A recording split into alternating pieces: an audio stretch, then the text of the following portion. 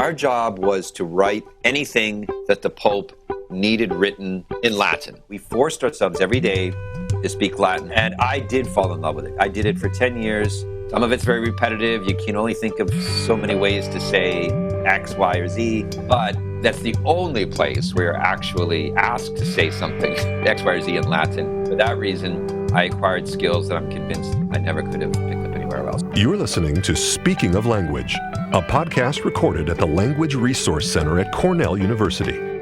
Each week, we explore a topic related to language pedagogy and second language acquisition.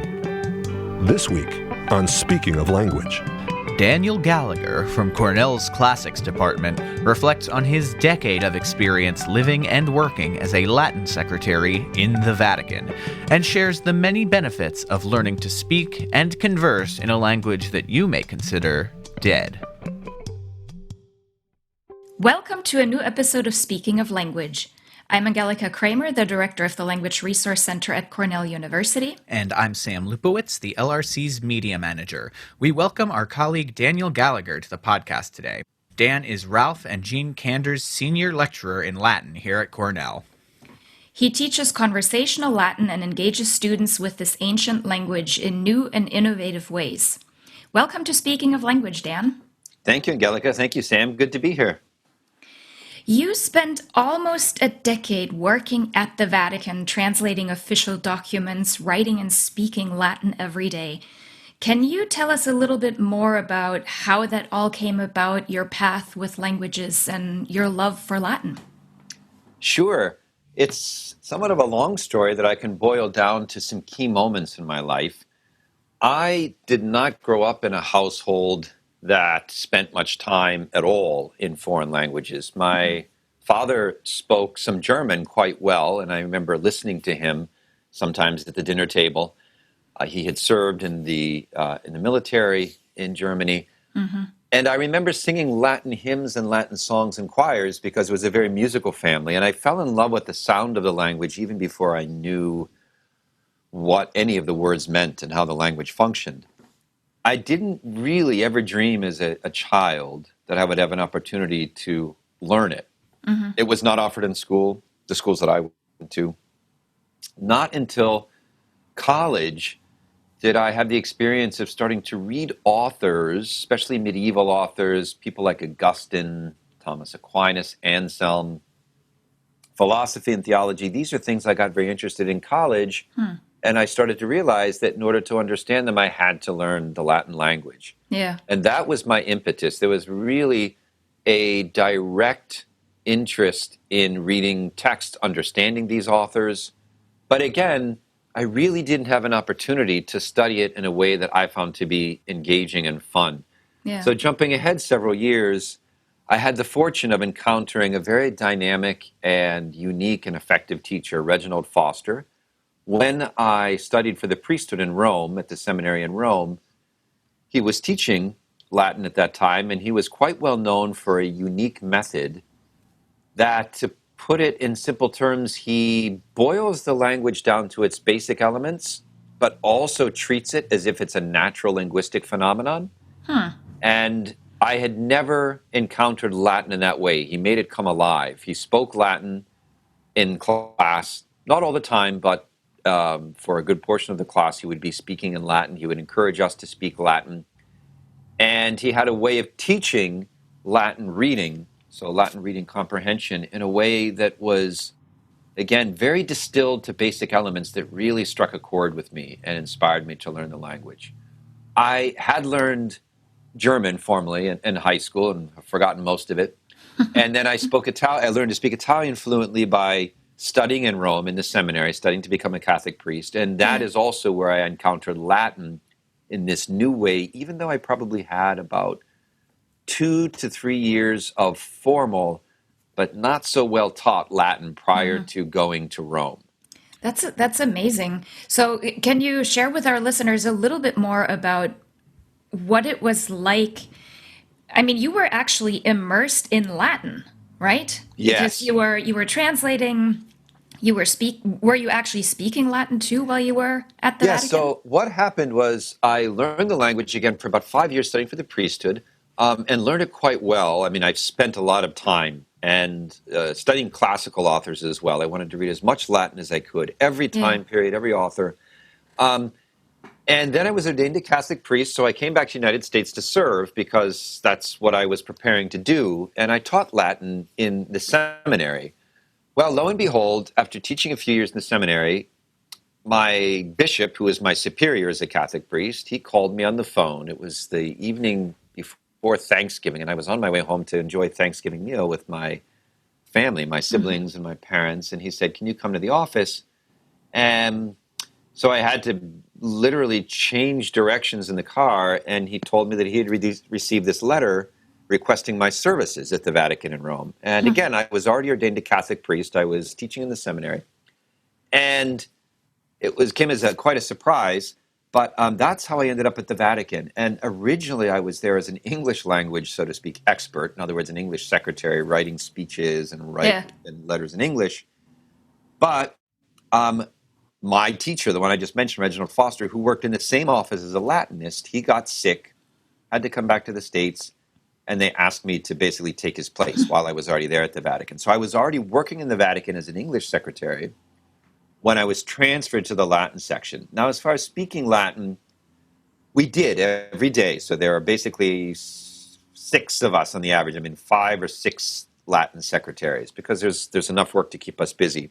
Our job was to write anything that the Pope needed written in Latin. And that includes a large range of documents. He doesn't preach in Latin or that often. Almost never now. So there aren't a lot of public, so to speak, events that are going on in Latin, but he's always writing official documents, appointing new bishops, appointing ambassadors, since Vatican City State is sovereign territory. All of this is done. These letters are done in Latin because that's the official language of Vatican City State. In effect, or in practice, Italian has come to replace Latin as the working language. So when we're speaking to one another in the Vatican, or when drafts are being written of documents, Yeah. Italian is usually the language. But if it's an official document, at some point, it has to be translated into Latin. And that was our job. So we were Okay. writing all kinds of letters in Latin, which was an entirely unique experience, one that you really can't find, to be able to do anywhere else. Yeah. And I did fall in love with it. I did it for 10 years, and it did become rather tiresome and tedious after a while because some of it's very repetitive. You can only think of so many ways to say X, Y, or Z. Sure. But that's the only place where you're actually asked to say something, X, Y, or Z in Latin. Yeah. For that reason, I acquired skills that I'm convinced I never could have picked up anywhere else. But we did, I must say, we forced ourselves every day to speak Latin. So what we would do is we would have a break during the working day for tea. We'd sit around the table, and we would read some of our writing to one another so that we could hear it and correct any mistakes that would be caught by the ear much more easily than by the eye.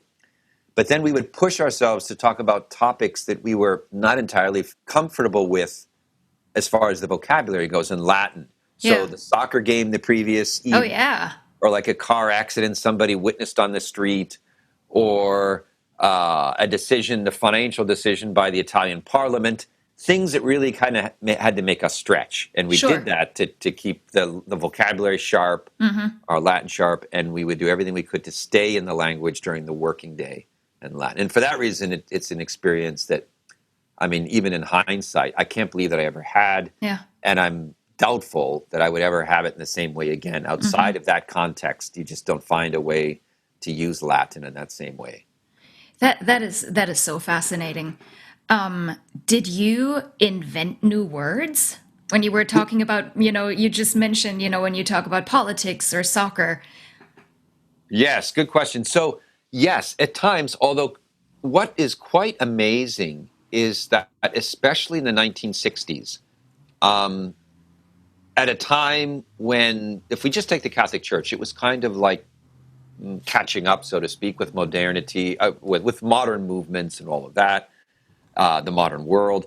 There was an extreme effort to bring the Latin vocabulary up to date, so to speak, and to invent terms for computers, space exploration, greenhouse gases, I mean, all this stuff. And it was kind of a frenzy of activity that really caught the language up to par, so that we honestly didn't have to invent many words. They were already invented and already published in dictionaries. One is called the Lexicon Recentis Latinitatis, so the Dictionary of Recent Latin. And all the words are there. And anybody who's interested in speaking or writing in Latin today, there are many dictionaries available to this. But there were some occasions when we did have to invent some words, but there were very few. This is what's surprising. The language basically has the vocabulary artillery, for lack of a better word, that is needed. And you can say about anything. I have one example, which is not directly related to my work at the Vatican.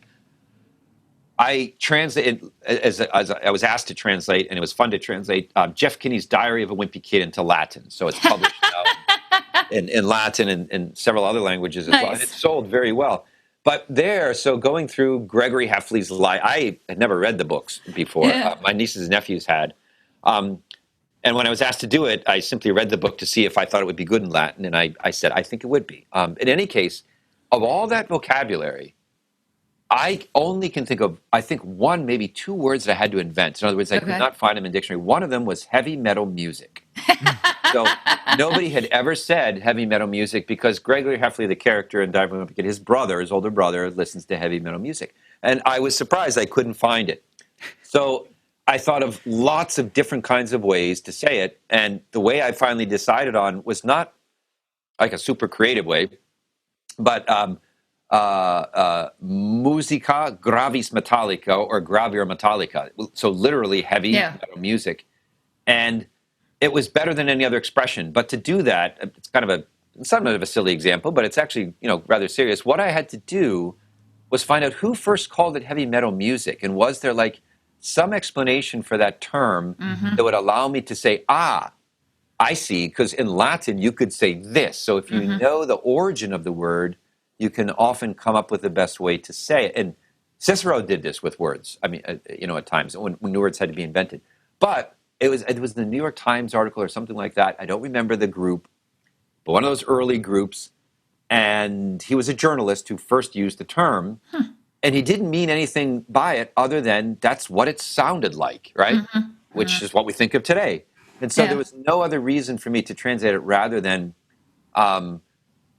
musica gravis metallica, because that's more or less, it literally translates what the heavy metal music is. But that's just one example of very few occasions where all that other vocabulary for compact disc, stereo, headphones, it exists. That vocabulary, somebody had already invented it, and you can find it in dictionaries. And so at our work at the Vatican as well, when we wrote a document on, so Pope Francis had a document on the environment and climate change.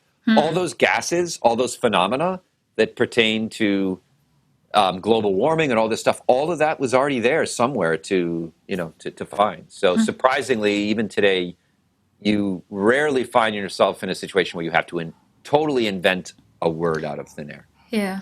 Fascinating. I wasn't sure if Steppenwolf coined the term Good heavy question. metal or if it predated I would have suspected Steppenwolf. Yeah. It was not. In fact, but my memory's not serving me. It was considerably later because people often say, oh, yeah, they were the ones, Steppenwolf. This was a term used in the 70s at some point, after Steppenwolf's, days, whatever. And I wish I could remember. It probably a Google search would bring it up, but the journalist was actually describing it. He had been at a concert. Makes sense. All right. How did Cornell then get so lucky to lure you here? Good question. So, let's see. It was 2016. I was at the Vatican. Several things were going on. One, I had been working in the Latin office for about 10 years, and it was a great experience. But after that length of time, I started to feel as if I wanted to, I was already teaching, but I wanted to share more of what I was learning about the language. Not so much to speak, although that's a skill that I like to teach students, but it was the facility that came as a result of that, the facility that came with reading. I felt like after 10 years of speaking Latin that I could pick up Virgil or Horace or Ovid or Catullus or any of these authors, and I just had an easier time reading them. Oh, yeah. And I thought that would be a great thing to share with students, even if they really are not interested in learning how to speak fluently, although many are, if they simply need to like read page after page for their doctoral dissertation, but they want to be able to do it with greater facility. Yeah. I thought that would be great, to share that with them. So that was going on, and I didn't have much opportunity. Personally, too, I started to go through a period where I realized I had made a mistake. Quite frankly, it was in the lack of family life, of a wife and kids. And I'm now happily married with two children and one on the way. But so that led to congratulations! Thank you. Yeah. So number 3 is due in January. But so that led to a decision to go through the process, basically asking to be dispensed from my vows, my priestly vows. But in doing that, I would have, which I knew, I had to leave the Vatican. I mean, why? Maybe I didn't have to leave. But generally, not everybody who works at the Vatican is a priest or even religious. But generally, if that's what you're doing there, it's for good reason. They don't like a change in life.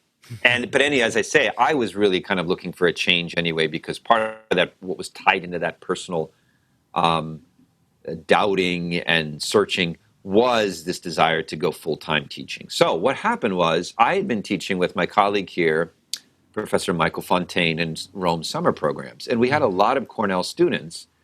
And Mike, I told him that I was going to be leaving the Vatican and the priesthood, and I didn't know what I was going to do. I said I loved Latin, but and God bless him, he said, I think it'd be great to have you at Cornell because we're starting to work in spoken Latin. And it was mostly due to Professor Fontaine, to Mike, that he started to experiment with it.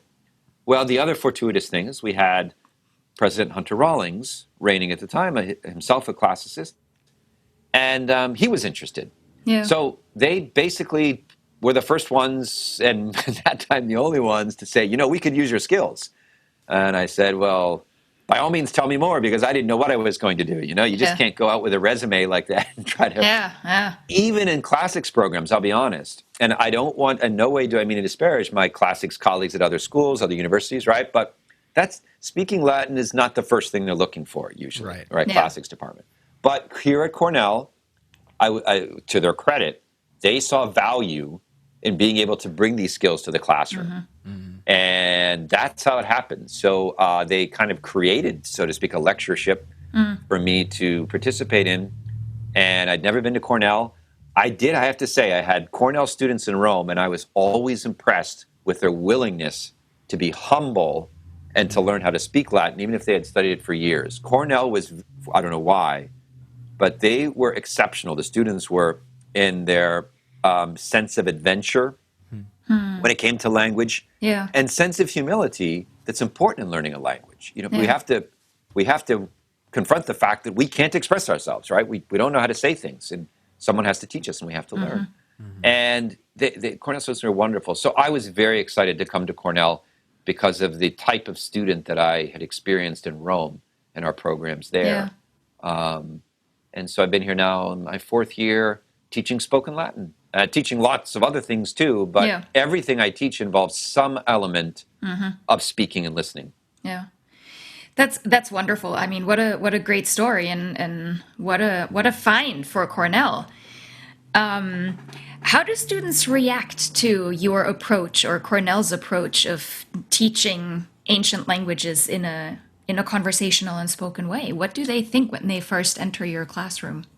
So the reaction has been quite positive, and usually they come seeking not only my courses in what we call conversational Latin here at Cornell, but there are students who come to Cornell precisely because they know that they'll have the opportunity to speak Latin. So it's interesting to think about the reactions. So they come with great excitement if they were seeking out the opportunity to speak Latin. So if they enrolled in one of the classes because they wanted to speak, they come with great excitement. The reaction then goes to, it's kind of interesting, a little bit of disappointment, because they think they're going to learn more quickly, right, than they would like. We do learn quickly. I try to encourage them to do that, but I think all of us have that experience of learning a foreign language for the first time, and it's not long before I reach a point, I wish I could say more. I only know how to say, hello, and I had eggs for breakfast this morning, things. So I push them through that because their reaction will reach a point. It could be after a week, or it could be after a year or 2 years or more after speaking Latin. Why am I doing this? Right? And it's a good question. That kind of why am I doing this? I ask myself that. Nobody else speaks this language. Why am I doing it? The answer to that question, again, it brings me back to the whole reason I got into spoken Latin is because they'll become better readers of an ancient language. An ancient language that's still very much alive, but it is dead in the sense that most of the work we do in the language is through texts, right? So other reactions that I get, if they're not looking for spoken Latin and they just happen to enroll them in a course that wasn't supposed to be spoken Latin, those reactions vary too. It's kind of quizzical. The reaction I'm hoping for, which I do get, is that they weren't initially interested, but now they're very excited because they see that their whole range of Latin abilities, meaning reading and writing, everything, is enhanced by speaking and listening. So all of those skills, linguistic skills, reinforce one another.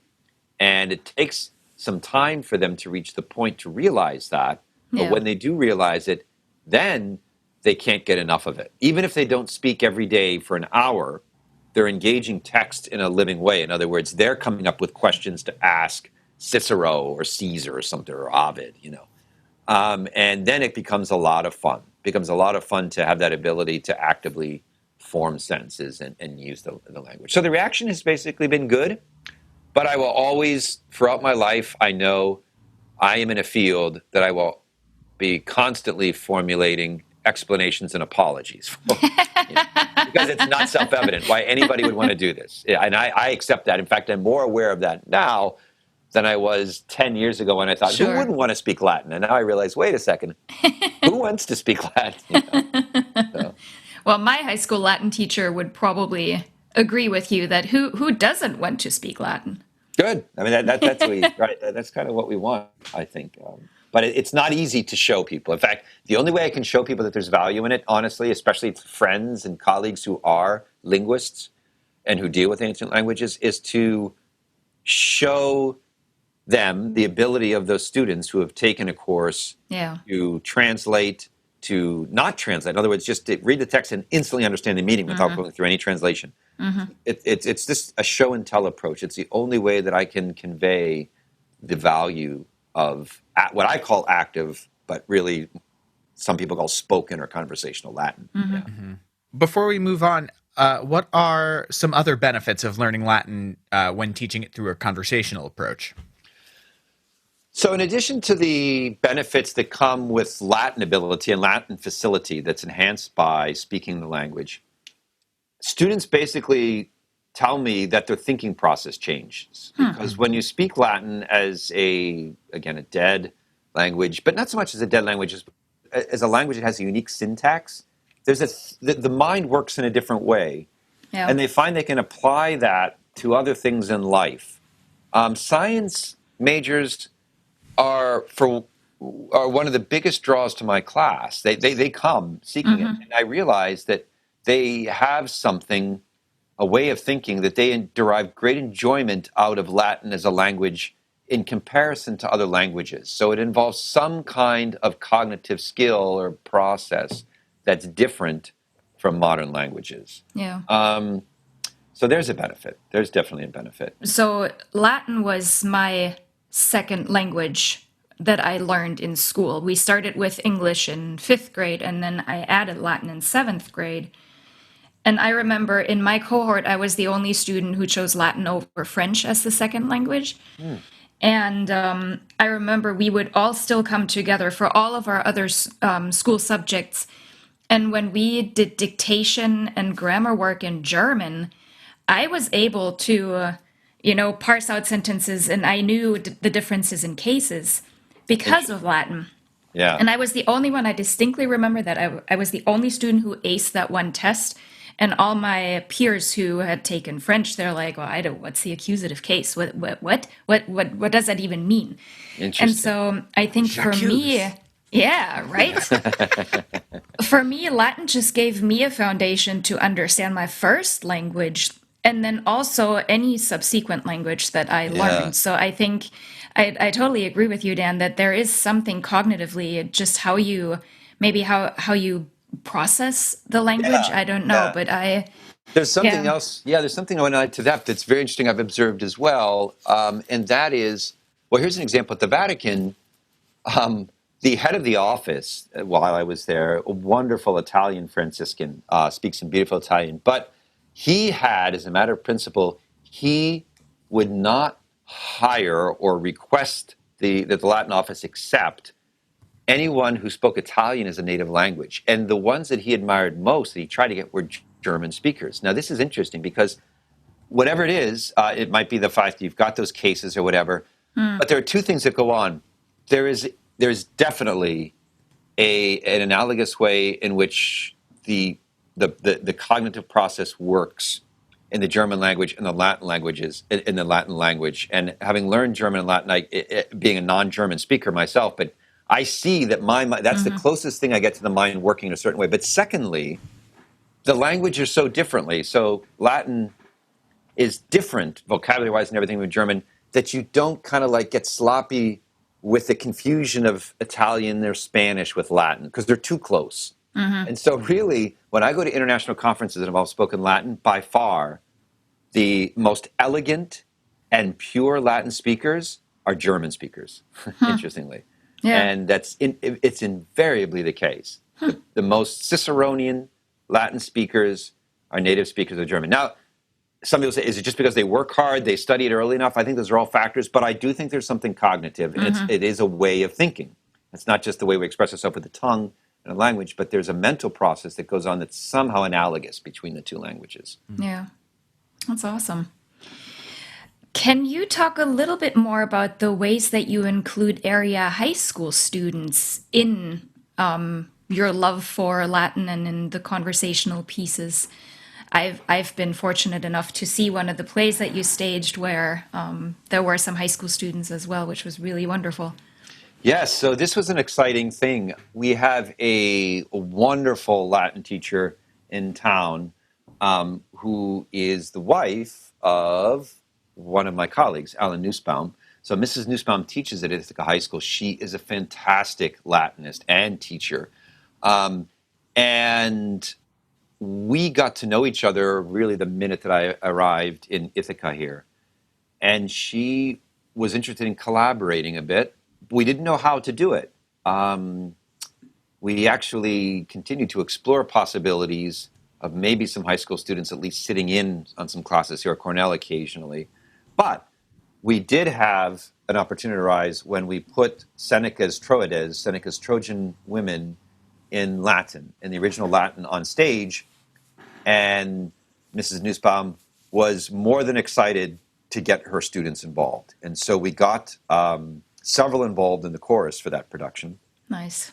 And it was such a great experience because, first of all, I think they were able to encounter some things that they would have otherwise had to have waited years to encounter as far as Latin goes. Yeah. Also, I think for all of them, except one, they had no prior theater experience. And so not only were they learning Latin, but the confidence to stand there Oh, yeah. and speak Latin, to basically deliver these wonderful choruses, these Latin choruses, Yeah. in meter. Yeah. It was a great experience for them. So we hope to continue to involve them in our productions. But to be honest, Ithaca High is an example of a school that it's great. They continue to offer Latin, but enrollment is not so great. And, there's lots of reasons for which that could be the case. But because it's not happening at every high school, but there is a struggle there to get students, interested in Latin as their foreign language rather than French or Spanish or Sure. German. Yeah. Well, hopefully this podcast will change all of that. I hope so. Yeah, absolutely.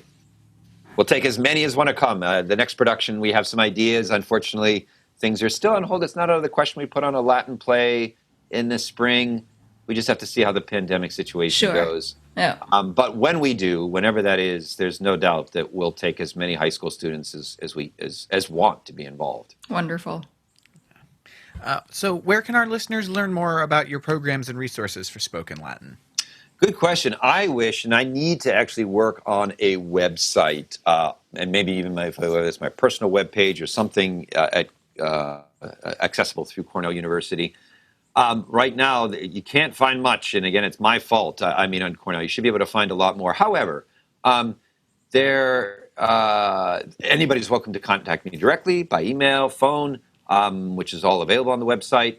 I also really encourage the listeners to explore the internet, because whether they're Cornell's resources or someone else's, there's an ever-expanding pool of resources for spoken Latin. Yep. Great videos, audio, good courses that are involved, obviously now even more so. Yeah. The Paideia Institute continues to offer courses in spoken Latin, which are all Zoom-based, basically internet-based. It's an institute, a nonprofit that I teach for. So again, Paideia Institute. And there are other organizations out there as well. So people will be surprised when they start to open the door. They're going to find many more opportunities than they thought were available if they're interested in spoken Latin. And the same thing is now happening for spoken Greek, believe it or not, ancient Greek. So those opportunities continue to expand as well. But really, I would encourage anybody listening to this, if you're interested in what we do at Cornell, whether you're considering coming here yourself or you have a child who's considering coming here, just if you're interested in spoken Latin, I will have you in the classroom to just see what we do, be happy to talk with you. Because if you're in the Ithaca area or close enough, again, very, very few universities have anything like this. I mean, I think that there are 3, if not 4, I can think of in the United States that have a considerable element of conversational spoken Latin in the curriculum, and Cornell is one of them. Before we sign off, we'd like to ask you for your favorite word in a language you speak, love, or are learning. What is that word? Good question. I'm going to go with sapientia in Latin. And it's a word that probably doesn't take much to figure out what it means, at least initially, even if one doesn't speak Latin. But for me, it's the concept. And I find this concept coming up in Cicero and the medieval authors and all kinds of authors. There's something about sapientia, which translates as wisdom, which embraces something more than just sheer knowledge. And I'm finding in my own experience, life experience, that however we define it, it's not only enough to know things. And even when it comes to languages, it's experience, it's community, it's relationship building, right? All of those things are not, simple like cognitive facts. They're things that we grow wise in, that we know that we need in order to become better human beings. So I would go with sapientia. I kind of use it as the one word that directs me and what I'm trying to accomplish, both academically, but also in life and in relationships, that if we grow in wisdom, when the day we die, I think that we can say we've done pretty well. And that's what the ancients said. So I think that we have a lot to learn by perking up our ears whenever we hear them say the word sapientia, that there's something important being discussed. Great. Well, Dan, gratias tibi. Thank you so much for speaking of language with us today. Libentissime, you're most welcome. I enjoyed it. And spero ut vos omnes valeatis praesertim in hoc tempore pestilentia. I hope everybody keeps well in this challenging times of the pandemic. We are back next week with 3 of our colleagues, Melina Ivanchikova and Matt Willett from the Center for Teaching Innovation, and Julia Frizo, Senior Research Associate in Plant Biology. Hear more about their engaging online course titled Teaching and Learning in the Diverse Classroom. Until then, Auf Wiederhören! The Language Resource Center is located on the ground floor of Stimson Hall on Cornell's main campus in Ithaca, New York. Check us out on the web at lrc.cornell.edu or look for Cornell LRC on Facebook and Twitter. Speaking of Language is produced by Angelica Kramer and Sam Lupowitz. recorded by Sam Lupowitz. Original music by Sam Lupowitz, Dan Gable, and Joe Gibson. Thanks also to the College of Arts and Sciences at Cornell University. As a reminder, the ideas and opinions expressed on this podcast do not reflect those of the College of Arts and Sciences or any other official entity of Cornell University. We thank our listeners, and do stay tuned for our next episode.